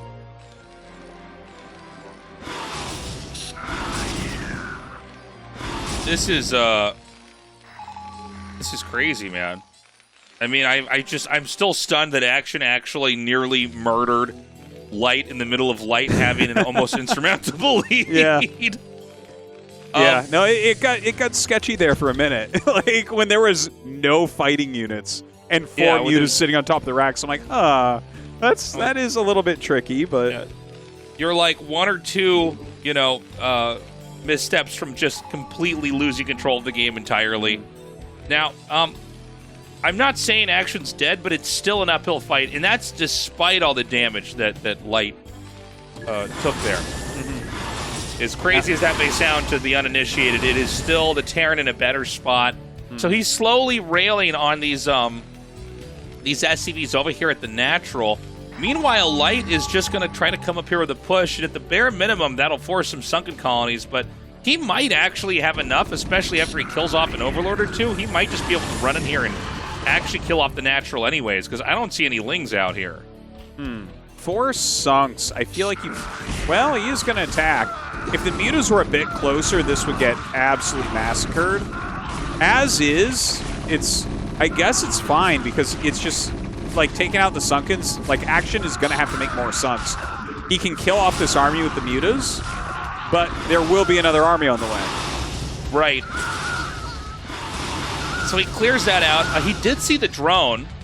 Oh, I guess he's going to pull the drone back. I was going to say he is going to see the drone go make a 3rd base, which might be the next place he wants to attack when the push comes. But I think that he actually pulled the drone away and then to fake it out and then sent it out anyways. I think there's a drone on the map. I think you're right that there's a drone. Those could be Overlords, those dots we see. Yeah, it could be an Overlord. I might be totally wrong, but either way, we'll see. Yeah, his economy is still so poor, and when the next group comes out, he needs 4 more Sunkens. Like, it's just the never-ending pressure. This is something that can just happen when you get into a position like this. And it's pretty rare, too, right? Like, it was that weird Marine attack that we saw at the beginning that was just so deadly. Now, I like Action's tech choice right here. He's not focusing on getting a 3rd, but instead Queen's Nest and Hydralisk Den. Because the factory, the last time we saw in the main base, there was no factory yet. Like, Light's economy has been hurt. And if you're still on just Marine Medic and your opponent gets into Lurker, that's a bad place to be in because you can't break anything. Yeah, that's a good point. And that is going to be an issue. It's funny, these games have had such important early games, like more so than we normally get, in matches like this. Yeah. I think Light's getting to the point, though, where, he's really got the muscle now to try to come out here and start taking fights. Again, all these little things that happen in the game, they ripple on into mid-game and into late game, the things that occurred. And so it's going to just be 2 hatchery hive here for Action. Does this mean he wants to go for Guardians? No. He'll go up to Lurker Defiler, like 100%. Okay. That's the only thing that's going to keep him alive here. Yeah, you're definitely right. The early game really led us to this. It was all about the Marines pushing that Overlord back, so it wasn't in a good position. And then he just sent 4 Marines across the map, and Action didn't know. It's like, it's not something you see at the pro level all that often, but damn, man, if it did not pay off like this game. It was this little tactic. I mean, you see it used on, it's not every day you can see a little tactic like that get pulled off, but, it really makes you appreciate all the different ways you can approach the game. And you're right, that Overlord not being there allowed this real opportunity that has basically sculpted the rest of the mid-game that we're looking at here, why it looks so funny. It's all because of that. Yeah. Now, Light's trying to move across the map. There is a Lurker on the way, at least one. I don't think it's about to finish. Okay, there's at least 2 Lurkers on the way. 2 Sunkens, one of which is badly hurt. Oh, 3 Lurkers over here. Oh my god, he's going to try to... I think he's just going to try to catch reinforcements or the retreat. Oh, I think it's going to be a whole position Lurker. Beautiful. This is really smart. Yeah. And he's expecting that Light will most likely retreat through there when it's time to retreat. Yeah. And honestly, if this surprise attack works, I think that Light might lose. Oh my god. Do it! Do it! Ah! Oh man, that was huge. Yeah, now he can... I mean, it didn't go as well for Action as I think he wanted. He sacked more mutas than he really wanted to there. Just trying to bait it into the perfect position. But he will clean up this army now. Dude, the amount of, like, this is the most tactic-filled series I think we've ever had. Like, these guys are using every single trick at their disposal every single game. Yeah, it's crazy. From the first Marine attack to the crazy counter forced fight over the barracks, the hold position lurker setup with the 3 lurkers over there. I mean, this is a crazy game specifically, but this whole series has been wild, man. Yeah. Now, Action has Defilers. So this is where Light has to stay really cognizant of where they're at. Because if you get a Defiler into his natural right now, he's very likely to lose the game. You see Action is going around the bottom. That's a very common thing to see. There is a Marine standing in that area. There is at least 1 or 2 vessels out, so he's going to have some irradiates here shortly. Okay, he sees it coming. This is so incredibly important, but is he going to get down there quickly enough? Okay, yeah, looks like he will. Great irradiate. Ooh. That's what he needed. That was incredibly important. If that gets your natural, man, you are in so much trouble. But to just kill the Defiler, that's enough. You just got to keep Defilers away from your base. Yeah, I mean, it's been an interesting back and forth here. Good job there by Light to get that Defiler. Now, remember, guys, it's Zerg on 2 bases. That's very important. It's a very different game than Zerg on 3. So the Defiler tech is scary, but Zerg is going to eventually get smaller and smaller compared to the Terran unless we see some big, sweeping lurker spikes come through and wipe out the Marines. Yeah. And he's waiting for Defilers right now. Like, he has an irradiate, but notice he's not using it on the mutas. He's not using it on the lurkers. He just needs to make sure that those Defilers don't get to him. So there you go. Gets that irradiate down, pulls back. Light is really playing just a magnificent game right now. Like, he's blocking every single thing that has a winning chance. Yeah, he really is. Big drop coming in here in the main, and this is going to be huge. The Dark Swarm is so close to the natural. If he can just get one more over there, it's going to be a huge problem here for Light. Meanwhile, Light gets that drop off, stims, runs in. I don't see anything to defend here. Do you, Artosis? No, and I mean, GG is called immediately. That was, I tell you, that was a beautiful game, really, on both sides. Like, Action pulled everything he could think of, and honestly, he would have beaten a lot of the world's strongest Terrans that game, despite the damage he took. But Light just remained cool the entire time. I even liked his finish there, the single dropship. He's like, yeah, I can do this. He's Action squeezing every unit out against me. Let's go ahead, put some counter pressure on there, and it pays off. Action has to out immediately. Yeah, great game. That was one of my favorite TVZs, honestly. Like, just the way that you can see, like, games can be so close, but there's moments, like, where you could fight back in a crazy way, man. I mean, Action, that was, like, probably one of the hardest games he ever had to play, and he lost ultimately, but, like, man, you get behind in this game, and there are ways to come back, dude. You just got to be sneaky. You got to get those setups. It's so true. It's so true. If you kind of, like, guess what your opponent's going to do several times and take some risks in that area, yeah, you can make some wild comebacks in StarCraft. But yeah, this was that moment we were talking about, right? The Marines came out. They almost got the Overlord, but just pushing it out of its scouting area and sending his first 4 Marines. There was only 2 Lings. The Lings were just trying to zone the SCV out, so he didn't have proper scouting. And then it's like, well, he's only making drones here. If he just happened to be making 6 more Lings, there wouldn't have been any damage. You know, like a little tiny bit of damage. Maybe you lose 1 drone, you trade your Lings out, and you clear it. But here, that was a beautiful micro step to the north. Great micro from Light. His Marine micro is really second to none. I mean, the idea is basically you want to be in a position where they can't drone drill you. They can only drill you if they're moving through a mineral patch. So basically, he moved north of where the drones could have been right-clicked on the extractor, and then suddenly the drones are just kind of bouncing off of each other, and the Marines are dealing damage. And that was probably the most important moment in the game, but Action really put up a fight all the way through. Guys, Light up 2-1. Game 4 is coming up next. We'll be back soon.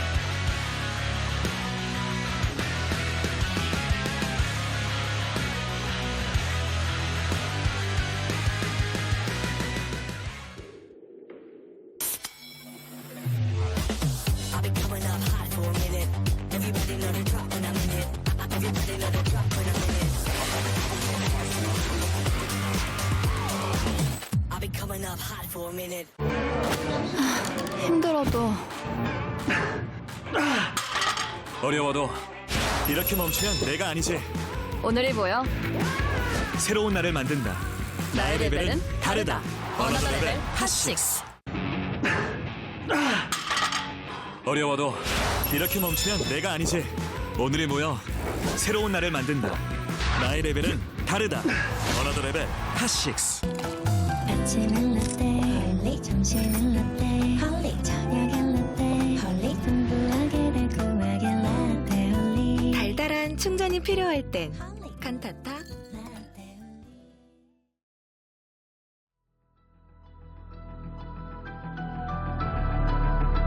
Welcome back, everybody. Thank you for waiting. We're going to Game 4, and this has been a fun TVZ, to be honest. We've had, like, really, really different games. But I'm a little bit worried for action here. You know, it's I think comes down to one poor decision to 4-pull in Game 2, and then, you know, a tactic that basically really messed him up here in Game 3. And all that hard work that he did in Game 1 is becoming less and less relevant here because Light just needs one more win and he moves on. Well, I can also see, like, he won Game 1, which was a little bit tough. Like, I think he was behind for a little bit there, but he fought well and took it. And, I mean, he looked for a free win in Game 2, like you said. And if you get that, that's almost overwhelming at that point, even for Light to come back. But yeah, Light has taken hold of this series completely, and you got to feel bad as Action. Can you get into a normal game? Can you play a normal macro game here and maybe have a chance? The Light knows the end is almost here. He just has to have one more solid game. I'm wondering what Action's going to do. I think he can't do any more risky builds. Metaverse for Game 4. This is a very different map as well. What do you think Light's going to do here, Tastosis? Dude, if he's a real baller, he's going to command center first, man. Imagine command center, because you just said Action can't cheese, like he has to play. I don't think he can. Season 13 Well, command center first is the best against that. All right, guys, Game 4 is ready. Let's do this. Tell them the story, tell them the truth as it bleeds into me. Let it sink in for you. 메타버스에서 게임을 시작합니다.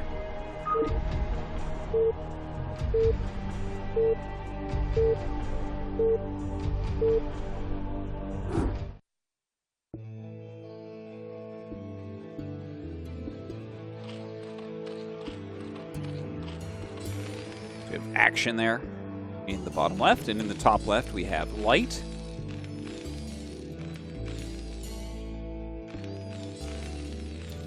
All right.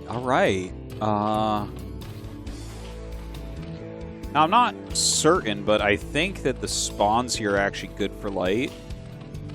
Yeah, I think so. Action can't take 9, and Light probably never would anyways because you're playing against Mutalisks. And then also his minerals are towards his main for his nat, so it's like really hard to harass that natural. I don't know the exact turret placement that you need at that location, but it just looks like one where you're not going to be taking damage. I don't know for sure, so just you can tell me if I'm completely wrong here, but you know, my brain is kind of swirling with different ideas because these spots are so interesting. This little island area that's in between the two locations. Yeah. Is there any way that you could like try to set up a push through that into the Zerg's natural? Is that possible? No. Like No? even on there's no like leapfrogging or anything or abusing terrain against Zerg, because like they'll just kill it with mutas. And then like anything that's not super fast, and if it's super fast, it doesn't have enough to stop mutas. They'll have defilers with consume in time. So there's not really any sort of gimmicky pushes that you can really do against Zerg. I mean, if you get an advantage, maybe you can do a siege tank push that gets there right before consume or something. But yeah, nothing through that back area. That back area is not very useful for Terran, honestly, at all. Okay, interesting. Well then, you know, with the islands that are available on this map, is there one race that kind of you think of more than the other in TVZ in general? Yeah, well, I think it's really good for Zerg. Like, look, he's already popped one back here. Yeah. And yeah, it's just in general, those are very good for Zerg. It's hard to get back there against Mutalisks, basically. You can't go dropship because they have mutas. And you can't get back there because there's mineral patches. So there's not like a whole lot that can be done, I guess, to punish it. But that's why you have those power generators there, right? Because like he has a drone back there. I'm not exactly sure what the plan is with that drone, but maybe he hides a hatchery there and like hides his tech. I don't know, but yeah, if there wasn't a power generator there, this would be a hugely Zerg favorite map in this matchup. Interesting. Just so because he makes that the third gas is hatchery. free. Yeah. I'm sorry, what'd you say, Tastosis? I was just saying it's like because that third gas would be free. Like anytime Zerg gets free gas, it gets really problematic for Terran. So I got a lot of questions about this hatchery down here. I mean, I'm a little bit confused. So like, okay, let me just explain why I'm confused because I can't possibly try to like talk out my ass here and make this make sense. So there's a hatchery down here below the minerals, so like he could mine from the minerals, but then Terran can also just push that and attack on the other side of the minerals. So I don't know why he'd make that there instead of just taking the actual island base in the bottom center. Yeah. So I think you're completely right. Like that doesn't make sense for mining. Does he want to hide tech? Yeah, this is what I'm thinking. I think he's going to hide what he's doing there, but also spawn like 4 Zerglings to kill the power generator for a free third. So I think what we're looking at is a 3-hatch play where there's going to be something tricky. Okay, he actually is going to scout that there's a hatchery there. So knowing that that's there, like the hiding of tech, no longer comes into play. It's just the standard, you get 2 scans, there's 3 hatches, do you guess right? So this is what's weird about it, is like, why would you make it where the SUV could still scout it? Well, I think he wants to be able to still mine. Like, you may as well get a few more mineral patches, I guess, right? But yeah, it's like, I mean, gas is all you care about in this matchup. Terran doesn't care if Zerg has an extra mineral base, unless he's going to go for a Hydra build. Like, that's the only mineral-heavy thing that Zerg really has. Okay, maybe. If he did a Hydra build, though, then you still have a 3rd hatchery that you can't send Hydras to, or Hydras from. Well, you can mine out the little patch. Like, there's a little patcher that has, yeah, okay. You mine it out, so like, weird, really man. I don't know. All right. Dude, yeah, no, it's bizarre what we're looking at here. I don't know what his plan is. Well, I mean, Light's just, like, on point for his build. Everything looks good. He did an Academy rush here. Moving out with quite a few Marines and Medic. Gonna force some Sunkens because of that. Yeah, 249 on that side patch, so takes a little bit, but you can mine it out. So Terran's now going to be on the move here. Push inbound. Oh, can he get that fire bat? Ooh, a little bit of a misclick there, I think. Yeah, for sure. That's a lot of fire bats, by the way. He has 4 fire bats 3 already. more up there? That's quite a weird. bit. Does that telegraph a bust that he wants to do? No, I don't think so. Like, it makes you invincible against Zerglings, and there are a lot of Zerglings, so maybe that's what it's all about. I don't... It's a weird game, Tasteless. Yeah, this is what we're looking at here. I'm not sure. I feel like sometimes we have these games where I'm like, what is the difficulty level on this cast I'm going to do today? And this is a really high difficulty level. So, yeah, this is happening. Welcome to ASL Round of 8. The year is 2022. And this is the game that we have. Well, if that bunker, like with range, I think it's going to hit the hatch, man. It's a bigger disaster than... Dude.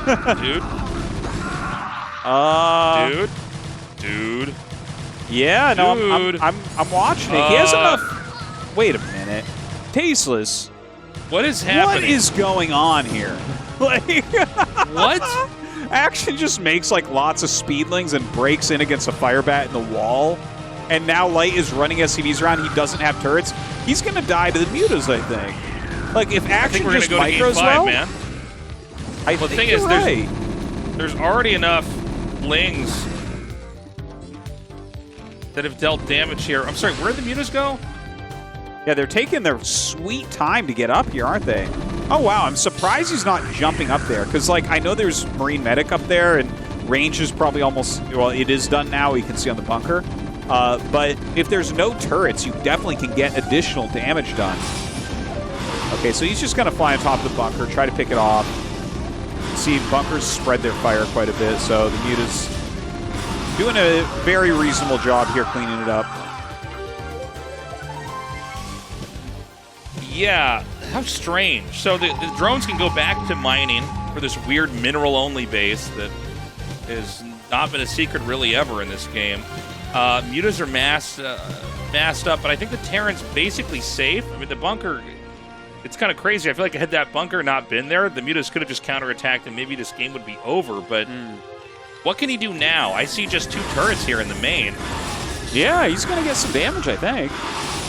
A few Marines coming up, but... You know, you can whittle them down over time. I'm still wondering about this mineral base, Tasteless. Like, he's putting some tech over here. Okay, cool. And, well, this is what I thought he would do, is focus on killing the power generator quickly with, like, I figured his first few larvae would be for lings, and he can hide some tech there and everything. But, yeah, the extra minerals, like, I mean, he's mining minerals, so that's cool, and he'll have drones to transfer to the other base very quickly, so that's nice, I guess. You know what's funny about it is, like, okay, so this is a strategy, and there are some ideas here. I'm surprised to see that this is the way Action's playing when he absolutely has to win the next game, or he's out. You know what I'm saying? Yeah. Yeah. I know so much, like... I guess he just had this plan for the map, and we're going to see how it ends up. But right now, I'm looking at this, it's like, isn't Light just going to, like, he's so far ahead, right? Like, Action's position does not look like one I would want to play. A single Marine wanders down to deny all mining from the base and work on the hatchery. Oh, my God. All right, he's just going to try to come in here. I mean, this is a lot of infantry, man. He actually, yeah, no, dude. Oh, Action's dead, dude. Yeah, yeah. That's it. What a crazy series. GG. Light is moving on to the round of 8. Well, I don't know if we'll ever know exactly what Action was planning there, but the one game that was somewhat standard, Action won. And everything else was very weird, very cheesy, very aggressive from both sides. So, yeah, a strange series, but Light does come out on top and moves on to that round of 4 as predicted. So crazy, man. I mean, that is just... I don't know, man. It was a very different TVZ we casted. We did not flesh out late game, really, with the exception of Game 1. But, yeah, there was so many very unique moments that... kind of the opposite of the way that any ordinary TVZ goes. You know, Terrans with surprise attacks in the early game. You know, Zerg almost actually winning with a 4-pull after it's held in Game 2. I mean, it's been a very interesting day. And then we have this hatchery strategy where the hatch was hidden and it was spotted. What a funny day of games, man. But look, you've got to be excited for Light moving on. I think he definitely proved that it's not just this kind of crazy macro SK Terran style. He's so good at it. He really gets all the ins and outs of early game and mid game too in this matchup. Oh, for sure, yeah. He's great at it in every way. And see that final push there, he just had way too much for Action. Action did make like a lot of lings that game too. So I don't know. I mean, it was a strange series. I almost wish we could have Light just sit down and get an interview with Action and figure out what he was thinking about. I know, right? ASL 시즌 13 김성대 선수와 이재호 선수의 경기 모두 함께 하셨습니다. 승자는 이재호 선수였는데요. 정말 오랜만에 4강 진출에 성공한 이재호 선수 지금 바로 함께 하시죠. 축하드립니다. 감사합니다.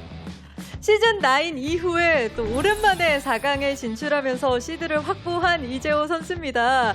승리를 거두시긴 했지만 지금도 살짝은 긴장될 수밖에 없는 상황들이 계속해서 이어졌던 것 같은데요. 소감 어떠신가요?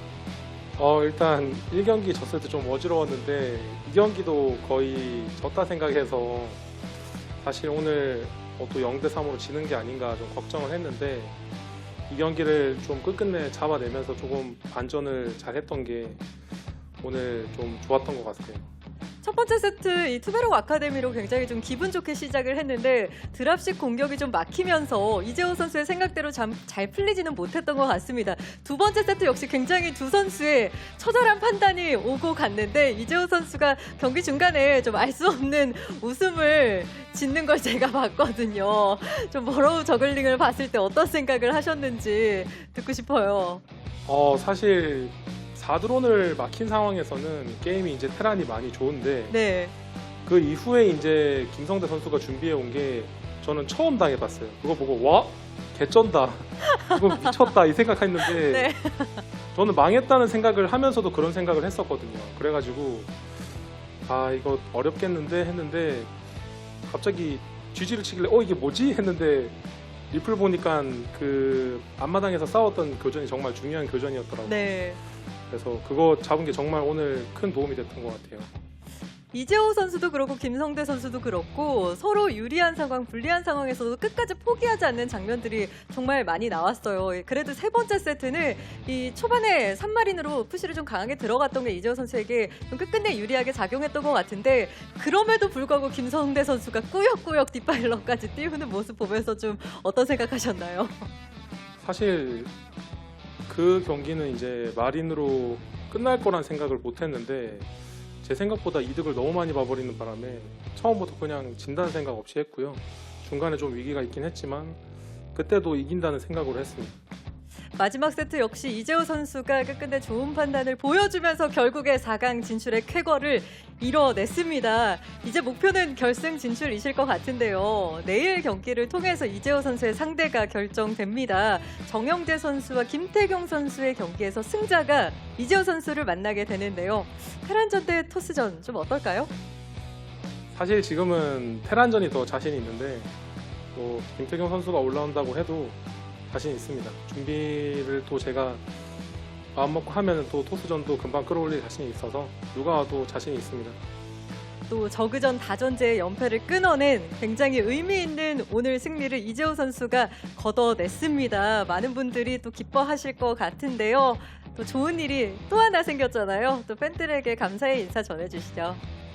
제가 그 이틀 전에 결혼을 해서 많은 축하를 받았는데 그거에 좀 보답해드리고 싶어서 정말 열심히 준비를 했고 오늘 4강 또 오랜만에 가서 기분이 너무 좋습니다. 그리고 또 계속 말할게요. 네. 그리고 또 이제 저도 이제 살면서 좀 다른 사람에게 좀 좋은 일을 많이 한 건 없는 것 같은데 너무 많은 분들이 축하를 해주셔서 그때 정말 인생 잘 살아야겠다는 생각이 들었고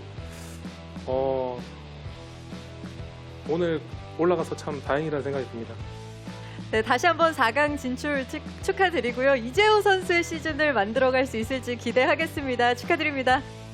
그리고 네. 감사 인사를 또 전해야 돼가지고 계속 말씀하시죠. 또 연습을 또 도와준 친구들이 있어요. 또 이혜훈 선수랑 김명훈, 조일장 선수가 좀 많이 도와줬고 그리고 또 이 오늘 경기를 또 응원해준 우리 시조세 이사장님 및 JSA 학생분들께 너무 고맙다는 말 전하고 싶습니다. 감사합니다. 네, 다시 한번 진출 축하드립니다. 인터뷰 고맙습니다. 감사합니다. 자, 이렇게 해서 이번 시즌 두 번째 4강 진출자 이재호 선수와 함께 이야기 나눠봤습니다. And there you have it. Light taking down Action 3-1. I mean, it was a fun series. I definitely enjoyed it. Yeah. There was so many tactics. There was so much back and forth. But I would be lying if I didn't say I wish that we saw at least one more big macro game between these two. That was super cool to see. Well, it was kind of crazy because a lot of the high-level TVZs we do get to the macro phase, right? Mm-hmm. You know, that both sides have pretty much figured out. You know, Terran and Zerg when they interact, it's kind of funny, right? Like they're both at times super brittle and then at times impenetrable, right? But it was crazy to see what both sides were able to get away with early on and really show the beauty of the matchup and show that it's not just like two sides turtling and like, okay, this guy makes his mutas and then here comes the third base and the lurkers. I enjoyed it. Here's our lineup so far. We're going to be casting Rain and Sulky when it can happen. Sulky got COVID and then we had to delay it and then Rain got COVID. We're going to be doing JYJ and Bisu soon, I hope. Yeah. But, guys, the schedule's been a little bit crazy. Everybody's getting COVID out here in Korea. I don't know what's going to happen with GSL as well, just because we're having groups then. So I don't know, man. It's going to be a little crazy, but we're going to get these out as soon as possible. We'll get through everything eventually here. JYJ against Bisu definitely coming up next, so keep your eyes peeled for that. Thank you again to everyone who has supported us on the Patreon. That's patreon.com/ASL English. We couldn't do without you guys, so thank you very much. And that's all the time we have, guys. Thank you so much for joining us, and we will see you in the next round of 8 match. Bye-bye. ASL Season 13 Unlimited.